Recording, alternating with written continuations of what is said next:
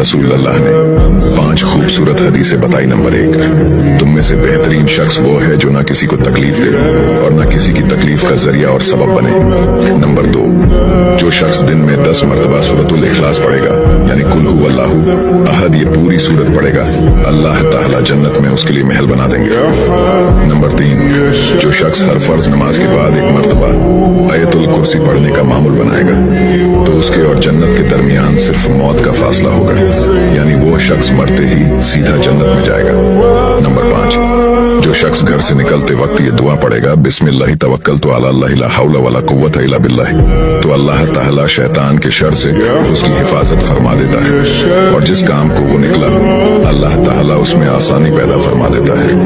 Number 5, रसूल अल्लाह ने फरमाया, वो शख्स हरा भरा रहे, हंसता खेलता रहे। जो शख्स मेरी हदीस सुने, उसको महफूज रखे और उसको दूसरों तक पहुंचाए।